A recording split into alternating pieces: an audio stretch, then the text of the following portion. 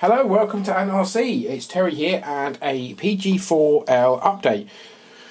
Now, if you watched the last video, hopefully you've been following the series. If you haven't, please go and do check it out. I've gone a little bit further than I said I would. I think in the last video I said that the next bit was the axles and the leaf springs, and once they were together I'd go through it. But as you can see here, we now have a rolling chassis. I got a little bit carried away, was in the flow. Also been quite busy, so I haven't had really time to film it, so I thought I'd just crack on and then do this in one big lot. The issues have been early on. If you want a bit of a laugh, go and have a look at that and check out the early videos. I won't go through it again because it's old news. But there's been really no issues apart from one. And that one issue, let's get that out of the way. When I run it in the house, this wheel was really wobbly, and I thought I'd mounted the tyre badly. It wasn't until I looked at it, and I should have looked at it when I put it on really, but the drive shaft, the smaller drive shaft that hooks into the dog bone, which drives into the crown gear, the drive shaft here was really loose, and it just there's too much play, so I've had to shim it. Don't know why I had to do that, but yeah, there was something in here that maybe it was too long, wasn't machined exactly perfectly. Not an issue, but I've just shimmed it and it's now nice and tight as it should be.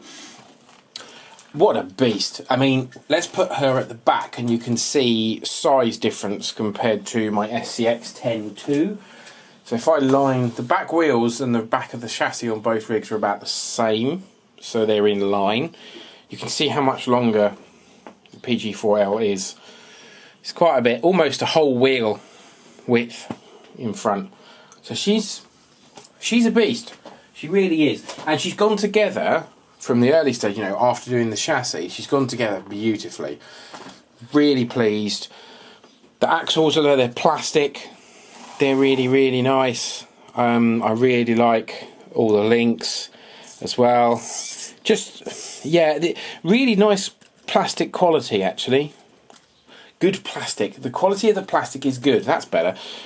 They're better than the plastic axles on my MC. That without a shadow of a doubt. They're much better. They feel really substantial. So that's a good thing. I probably will upgrade the C-hubs to metal because you can do that. You can upgrade the metal axles. I'm not sure how that is on the rear because I don't know whether the axles are shorter. Sorry, not as wide because of the dualies. Don't know. But yeah, I haven't really looked into that. I looked at them very briefly on greens and they're out of stock, so I kind of discounted it. It's going to be running plastic for a while anyway. Yeah, again, all the links are in, drive shafts are on. Whoops, there goes the electronics and the battery. So everything is connected up. She actually runs. Pull this back in. She runs and she is mighty fast. I haven't got a video of that. She's got 27 turn motoring, which I thought would be a bit quick, and she is faster than some bashers I've had. She's fast in crawler gear and she's lightning quick in second gear, high gear. I am going to be turning down the 1080 ESC, Hobbywing ESC, probably down to at least 50% as a start, maybe even lower. I think you can go to 25 because it's just ridiculous for what I want it for. Do not want it that fast at all. Gear change servo is in, and that works, so that's all groovy. Let me switch her on just so I can prove to you that she does work and that she has steering and she moves backwards and forwards without any horrible noises. So she can crawl really, really slowly if you want her to, which is great. But yeah, she's going to need some turning down. I mean, at some point I might... Now these things, it's all very well testing them in the house, but you need to test them in the field to see how that speed really translates. So we'll have a play with that and see, but for now my plan is at least to turn the ESC down to 50%. I could just change opinion, but that's more of an effort. I might have to at some stage, but cross that bridge as and when. The wheels look beautiful. The white with the black, hubs, they look absolutely amazing. And really, the reason I bought this truck is look at that view. Isn't that beastly? Absolutely gorgeous. I could just look at that view all day. I've got a thing about, you know, double wheels, and yeah, they hasn't disappointed. Axle looking all bling. Yeah, I mean, how long is it going to stay like that? Not long, I wouldn't imagine. So the other thing really is the suspension. Now, let me move the rig. What's the best way to do it? Maybe there. Okay, yeah, that's better. So, you have got to put some serious weight down on her to get her to, you know, for the leaf springs. It's leaf springs with these kind of return dampers, if you like. But if I drop her, there is no giving that at all whatsoever. I've got a heavy bag of tools that I take out on all RC trips, filming trips. It's got hexes in there, all sorts, pliers, you name it, the lot. And it's quite some weight, as you can tell. You put it on, tiny bit of compression, but not much.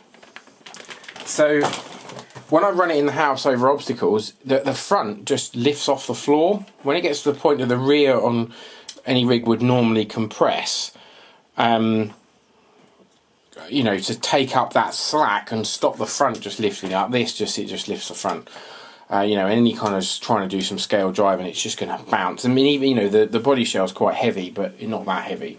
So what I'm going to do is probably play with this and take out some of the leaf springs. I'm going to start with taking them all out except the biggest one and see how, because it seems so, you've really got to put some effort in. And I don't like that. I like my rig set up nice and soft, so they've got a lot of give in them. So yeah, we'll try taking the leaf springs out and see how we go. Fingers crossed that'll work. I did think about maybe putting some shocks in here. Don't know if I could get the springs in there or not, and just taking the leaf springs out, but that'll probably, yes, it probably mean that the axle wouldn't be supported. So I'll have to play with it, a bit of fettling to get it how I want it. Apart from that, all pretty good, and she's pretty much ready to go now. I haven't put the chrome bumpers on because there's bits on there like the exhaust that you need to paint. I also don't want the exhaust wobbling on the spring, so the string that they give you, I just don't like that, so I'm going to need to mess around with that. Talking of suspension, actually, I do like the front shocks. I love the blue on the springs. That's really nice. The blue on the springs is lovely. What a cool look, hey? And they don't feel too bad. They were a bit stiff when I first put them on, but now I've driven it in the house a bit and kind of worked them up and down, they seem a bit better. So yeah, we'll see how that goes. They might need changing as well. We'll have to wait and see. There is some paint on the body shell, only primer, but I'll show it to you. Talking of the body shell, I'm going to put a picture up now of the rear lens on the flatbed. Well done to Cross. I mean, the body is just brilliant, and this lens. I've bought some clear Tamiya lens paint to try and paint them up. Never used it before, so it's going to be a first for me, see how it comes out. But the shell is just, detail is just beautiful. I'm looking forward to having it together.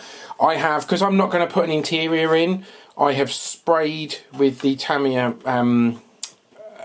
what do you call it, the smoke tint spray that you get for polycarbonate bodies.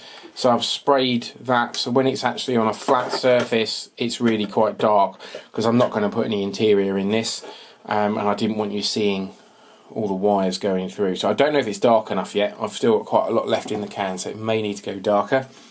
Let's move the chassis out of the way, and we'll have a quick look at the primed body shell. So, white primer, and the primer's gone on okay. I've had a few issues, more so with the flatbed, because the wheel arches, you have to glue them on, and they were a nightmare to glue, and they shifted and moved and kind of left marks on the plastic. I've had to do a lot of work sanding and filling and all sorts. So this has gone a lot better. The reason why I chose white was I thought it would make the red pop, was the top coat, rather than having a grey primer. The Halfords paint I'm using, they recommended red primer, which makes sense, but they didn't have any in stock, and I didn't have any available to order local, so white was the choice.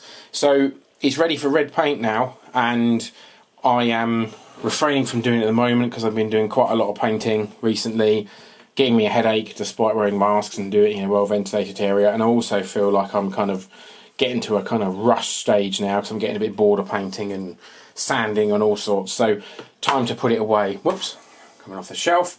Time to put it away. I don't know when this video is going to go up live, but Andrew and I are due to go and see Steve at RC Crawler Mid Wales. We're going to a trip in Wales for the weekend, this coming weekend, which will be awesome. So I've been doing some prep for that, and I just want to make sure the rigs are okay, because we're going all that way, 200 odd miles, to do some filming with him. We're taking lots of rigs, and I don't want any of them to break, because that would be a real shame and waste the trip. So yes, this will be halted for a little while. The next job I'll probably do is mess around with the leaf springs to hopefully get it how I want. And then when we come back from the Wales trip, I should do a bit more, and once I've got some red paint on, I'll do another video as an update. So I hope you're all safe and well, enjoying the new, going to enjoy the new lockdown easing that's going to happen. Stay safe everyone, thanks for watching, please like and subscribe, catch up soon, bye for now.